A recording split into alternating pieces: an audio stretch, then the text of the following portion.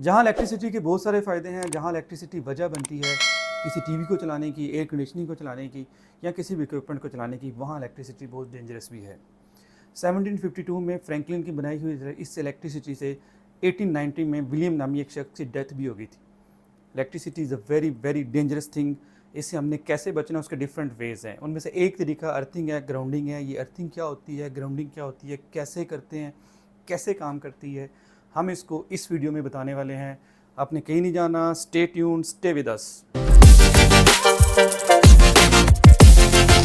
Hello everyone, welcome to the knowledge kingdom. This is engineer Mohammad Zahid और आज आपके लिए मैं एक इंटरेस्टिंग टॉपिक लेके आया हूँ। हमने इलेक्ट्रिसिटी की वीडियो में ये चीज़ पढ़ी थी कि इलेक्ट्रिसिटी कैसे काम करती है। हम इसको थोड़ा सा रिवाइज़ करते हैं कि इलेक्ट्रिसिटी कैसे काम करती है, इसमें कौन कौन सी चीज़ें होती हैं। 1752 में फ्रैंकलिन नामी एक साइंटिस्ट थे जिन्होंने पहली दफ़ा इलेक्ट्रिसिटी को इन्वेंट किया था।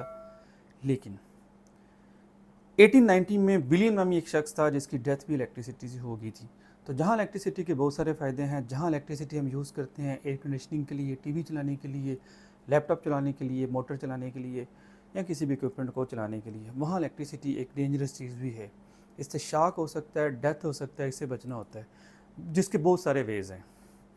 प्रोटेक्टिव डिवाइसेस लगी होती हैं, ब्रेकर्स लगे होते हैं, एसपीटीज लगी होती हैं, बहुत कुछ लगा होता है। आज हम जिस टॉपिक को डिस्कस करने जा रहे हैं वो अर्थिंग या ग्राउंडिंग।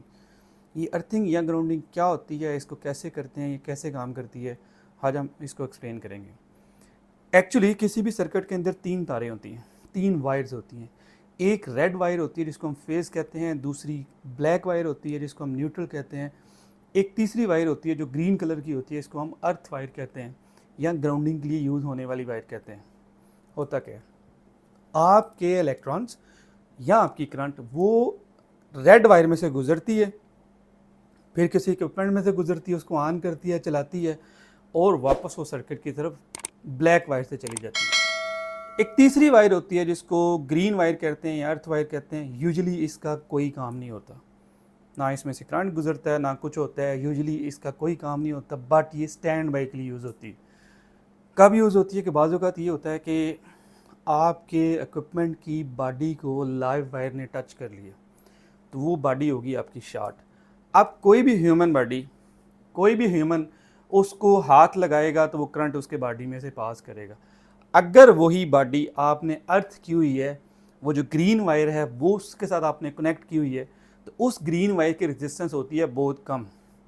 तो जो इलेक्ट्रिसिटी ह्यूमन बॉडी में से गुजरनी थी वो ह्यूमन बॉडी में से नहीं गुजरती, वो उस अर्थ वायर से गुजर के ज़मीन के अंदर चली जाती है। क्योंकि ये जो ग्राउंडिंग होती है इसके लिए बोर किया जाता है अर्थ के अंदर, ज़मीन के अंदर, फिर उसके अंदर एक बेयर कंडक्टर, कॉपर का कंडक्टर डाला जाता है, केमिकल डाला जाता है और बोर किया जाता है जहाँ पे मॉइस्चर आ जाता है वहाँ तक। इसकी रेजिस्टेंस चेक की जाती है। आइडियली इसकी रेजिस्टेंस 1 ओम से कम होनी चाहिए, बट अगर 5 ओम से कम भी है तो चलेगी। इसकी रेजिस्टेंस इतनी कम होती है कि अगर ह्यूमन बॉडी किसी चीज़ को टच करता है तो करंट ह्यूमन बॉडी से गुजरने की बजाय इस वायर में से गुजर जाती है। क्योंकि मैंने आपको पहले भी बताया था कि करंट का प्रिंसिपल ये है कि करंट ईजीएस्ट पाथ की तरफ फ्लो करती है। आ जाते हैं टॉपिक की तरफ।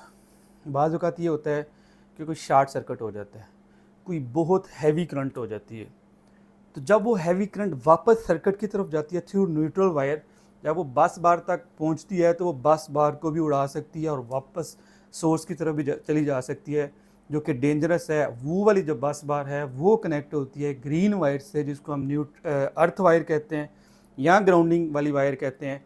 वो आगे ग्राउंड से, अर्थ से कनेक्ट होती है, तो जो आपकी हैवी करंट है वो वहाँ से मूव करके सीधी ग्राउंड के अंदर चली जाती है।